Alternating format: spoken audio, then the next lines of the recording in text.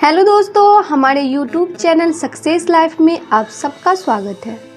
दोस्तों, आज की इस वीडियो में हम आपको बताने वाले हैं ये मज़ेदार और बहुत ही ज्ञानवर्धक कहानी।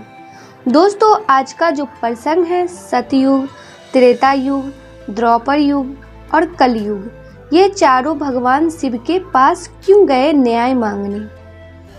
इन चारों में सबसे बड़ा कौन है? सतयुग बड़ा है, त्रेता युग बड़ा है, द्वापर युग बड़ा है या फिर कलयुग बड़ा है? दोस्तों, ये कहानी सभी कहानियों से बिल्कुल अलग है और यह कहानी ज्ञान से परिपूर्ण है। यह कहानी चारों युगों की कहानी है और बहुत ही ज्ञानवर्धक कहानी है। दोस्तों, समय को ज़्यादा न लेते हुए कहानी को शुरू करते हैं। उससे पहले आप सभी से निवेदन है कि अगर आप लोग हमारे चैनल पर फर्स्ट टाइम देख रहे हैं तो चैनल को ज़रूर सब्सक्राइब कर लें और दोस्तों में भी शेयर करें। दोस्तों, चारों भाइयों बात कर रहे थे और बात करते करते वह बात कब विवाद में परिवर्तित हो जाता है, चारों को यह पता ही नहीं चला।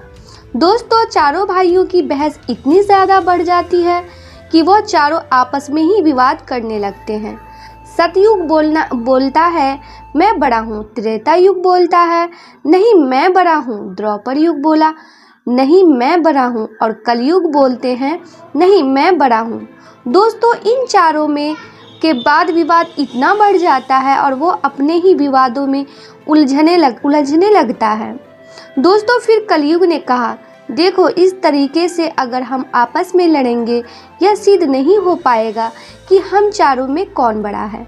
इससे अच्छा तो हम कैलाश पर्वत पर चलें और भगवान शिव स्वयं ही इसका निर्णय करेंगे कि आखिर चारों में बड़ा कौन है। तो दोस्तों, कैलाश पर्वत पर पहुँचते हैं और द्वापर उनको रोक लेते हैं और बोलते हैं अरे भाई, तुम कहाँ जा रहे हो और कौन हो तुम? चारों लोग दोस्तों स्वयं ही कि हम युग है, आप जाकर शंकर जी से बोलिए कि चारों युग उनसे मिलने आए हैं। दोस्तों, फिर द्वापर शंकर जी के पास जाता है और शंकर जी को सारी घटना बताता है। फिर शंकर जी बोलते हैं उन चारों युगों का आधार और सम्मान सहित अंदर लेकर आओ। दोस्तों, फिर द्वारपाल चारों युगों को शंकर जी के पास लेकर जाते हैं और शंकर जी बहुत खुश होते हैं चारों युगों का एक साथ देखकर और बोलते हैं कि बताओ युगों, तुम लोगों का यहाँ पर कैसे आगमन हुआ। तो दोस्तों, वो चारों अपनी अपनी बातें को बताते हैं। सतयुग बोलते हैं कि भगवान शिव सतयुग को बोलते हैं सबसे पहले तुम बताओ कि तुम आखिर क्यों बड़े हो। दोस्तों, सतयुग बोलते हैं कि हे प्रभु, मैं चारों युगों में और मैं चारों भाइयों में सबसे बड़ा हूँ और मेरे युगों की आयु 17 लाख वर्ष है और मेरे ही युग में श्री हरि विष्णु ने अवतार लिया था और मेरे युग में लोग बड़े होते थे, बलवान होते थे, विशाल होते थे, इसलिए मैं इन चारों युगों से बड़ा हूँ। दोस्तों, भगवान शिव ने सतयुग की बात सुनी। फिर त्रेता युग से बोले तुम बताओ कि तुम इन चारों में कैसे बड़े हो। दोस्तों, तब त्रेता युग बोले हे प्रभु, मेरे युग में भगवान राम का जन्म हुआ। भगवान राम ने लोगों को मर्यादा सिखाया और वह स्वयं मर्यादा पुरुषोत्तम राम थे। मेरे ही युग में कुंभकर्ण, मेघनाथ, लक्ष्मण और हनुमान जैसे वीर मेरे युग में पैदा हुए थे, इसलिए मैं इन चारों युगों से बड़ा हूँ। दोस्तों, शंकर जी त्रेता युग की बात सुनते हैं। फिर द्वापर युग को बोलते हैं कि तुम बताओ तुम कैसे बड़े हो। दोस्तों, द्वापर युग भी वही बात बोलता है और बोलता है कि हे प्रभु, मेरे युग में कृष्णा जी पैदा हुए थे, मेरे युग में 5 पांडव पैदा हुए थे, मेरे युग में अर्जुन थे, युधिष्ठिर थे और भी बहुत सारे लोग थे जो मेरे युगों में पैदा हुए थे और वह बहुत ही बलवान, बहुत ही, और उनकी उम्र भी बहुत लंबी थी, इसलिए मैं इन चारों युगों से बड़ा हूँ। दोस्तों, तब कलयुग के बाद ही आई है। दोस्तों, शंकर की त्रेता युग के भी बात सुनते हैं, फिर उसके बाद कलयुग के बाद बात भी सुनते हैं। तो भगवान शंकर कलयुग से बोलते हैं अच्छा कलयुग, तुम बताओ कि तुम इन चारों से कैसे बड़े हो। दोस्तों, तब वो कलयुग बोलते हैं हे प्रभु, मेरे युग में ना लोग ज़्यादा बड़े होते थे और ना ही ज़्यादा छोटे। विकास बुद्धि है, वो जो भी काम करते हैं वो बुद्धि से करते हैं और विवेक से करते हैं, इसलिए इन चारों से मेरा युग सबसे बड़ा है। दोस्तों, युग की बात सुनते ही और वह उनके बात सुनकर वो निर्णय नहीं कर पाते हैं। फिर वहीं पर बगल में माता पार्वती जी बैठी है। वो माता पार्वती से बोलते हैं, आखिर इनका निर्णय कैसे होगा, तुम ही कोई उपाय बताओ। फिर माता पार्वती शंकर जी से कहती है, हे प्रभु, आप तो देवों के देव महादेव हैं। वो चारों युगों को बोलते हैं कि मैं तुमसे एक परीक्षा लूँगा और एक ही परीक्षा तुम चारों को देना होगा, वही सबसे बड़ा होगा। चारों युग हमेशा हिलते हैं और शंकर जी की बात को मान लेते हैं। दोस्तों, शंकर जी का तन एक कढ़ाई मांगते हैं और चावल मांगते हैं। सबसे पहले सतयुग को बोलते हैं और बोलते हैं कि ये 10 टन की कढ़ाई है और कुछ चावल है मेरे पास। 500 आदमी है, तुम्हें इसको अपने युग का आदमी बुलाना है और उसको बोलना है कि यह चावल इनमें पका के और भी सभी को खिलाएं।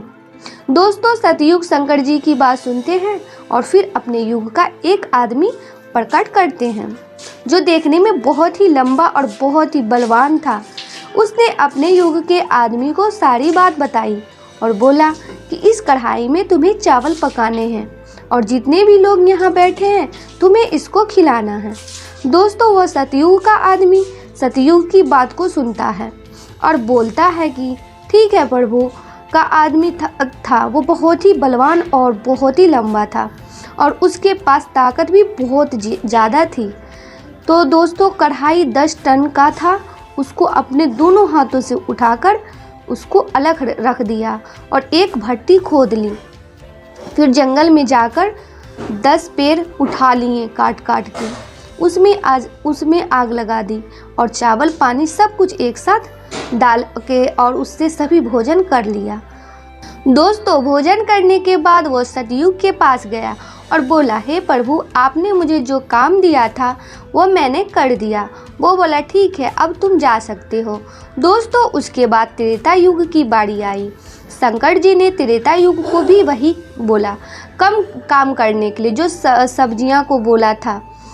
दोस्तों, त्रेता युग ने भी अपनी शक्ति से अपने युग का एक आदमी प्रकट किया और 10 टन की लोहे की कढ़ाई और उसमें चावल बना के तुम्हें सबको खिलाना है। दोस्तों, त्रेता युग का भी आदमी बहुत ही बलवान, बहुत लंबा और बहुत ही ताकतवर था। वो भी कढ़ाई को वहाँ से उठाया और जंगल से लकड़ी काट के लेकर आया। लाने के बाद उसमें भट्टी में आग लगा दी और चावल पक के सभी को मिला दिया। दोस्तों, फिर त्रेता युग के पास गया और बोला, प्रभु, आपने मुझे जो काम दिया था मैंने कर दिया। त्रेता युग बोला, ठीक है, अब तुम जा सकते हो। फिर द्वापर युग के बारी आई। दोस्तों, शंकर जी ने उसे कढ़ाई को हटाए और द्वापर युग को भी वही काम करने के लिए बोला। तो आपने भी अपने युग का एक आदमी प्रकट किया और उसने भी वही काम किया और लोगों को खाना खिलाया और खाना मिला के द्वापर युग के पास गया और बोला कि प्रभु, आपने जो मुझे काम दिया था वो मैंने कर दिया। तो दोस्तों, उसके बाद कलयुग के बारी आई और कलयुग से भगवान शिव ने बोला, हे कलयुग, तीनों युगों के लोग तो बहुत ही बलवान थे, उनकी आयु भी बहुत ज़्यादा होती थी और वो बहुत ताकतवर होते थे और उनमें ताकत बहुत, आपकी युग में तो कम उम्र भी होती थी और ताकत भी कम होती थी और उनकी आयु भी कम होती है। तुम भी इसी काम को करना है, लेकिन तुम इसको कैसे करोगे? फिर कलयुग भगवान शिव से बोला, हे प्रभु, मैं ताकत से नहीं, मैं बुद्धि से काम करूँगा।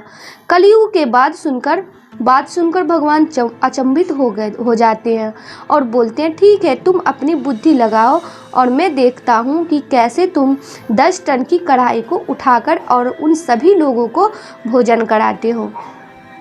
दोस्तों, कलयुग में अपने युग का एक आदमी प्रकट किया जो देखने में छोटा था ही, लेकिन उसके पास बुद्धि बहुत थी। कलयुग में उसे आदमी को सारी चीज़ बता दी। 10 टन की कढ़ाई को उठाना है और उसमें चावल बना के यहाँ पर जितने भी लोग बैठे हैं इन सबको खिलाना है। दोस्तों कलयुग का आदमी बोला ठीक है प्रभु, और वे भी कैलाश पर्वत के पास चला गया। पहले तो उसने 10 टन की लोहे की कढ़ाई अच्छी, और वो सोचने लगा कि मैं इसको उठा तो नहीं सकता, बहुत दूर मिला भी नहीं पाऊंगा, इसमें कैसे खाना पका सकता हूँ।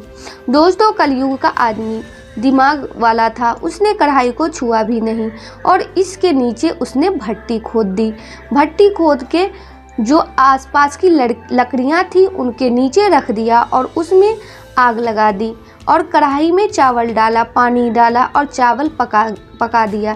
क्योंकि दोस्तों इतने सारे लोग थे खाने के लिए, उन्हें में से कलयुग में आदमी को बुलाया और बोला कि हम लोग आपस में मिलकर इनको खाना खिला देंगे।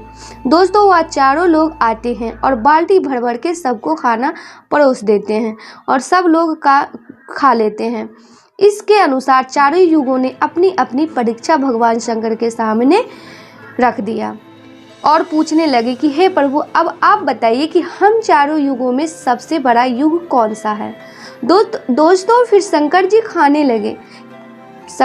कहने लगे कि सतयुग, त्रेता युग, द्वापर युग और कलयुग, तुम तीनों युगों में से बलवान होते हैं, लेकिन वो बुद्धि से कम नहीं होते।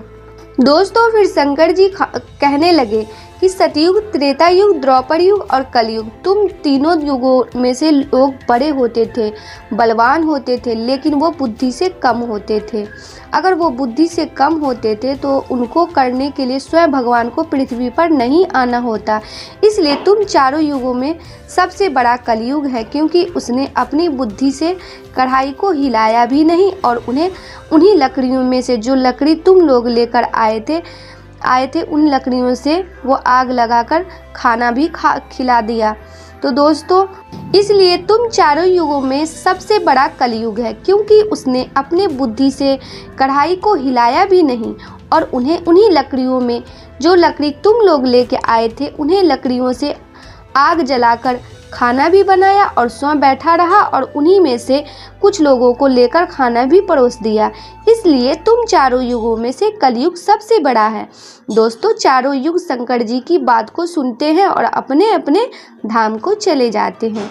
तो दोस्तों मैं आशा करती हूँ कि हमारे द्वारा दी गई जानकारी और सुनी गई कहानी आपको बेहद पसंद आई होगी। आज के लिए बस इतना ही। दोस्तों आपको ये वीडियो पसंद आया है तो लाइक करिएगा, दोस्तों को शेयर ज़रूर करिएगा, चैनल को सब्सक्राइब करके बेल आइकन को ज़रूर दबाइएगा ताकि आने वाला वीडियो आपको सबसे पहले मिले। दोस्तों मिलते हैं अगले वीडियो में, तब तक के लिए good bye and thanks for watching my video.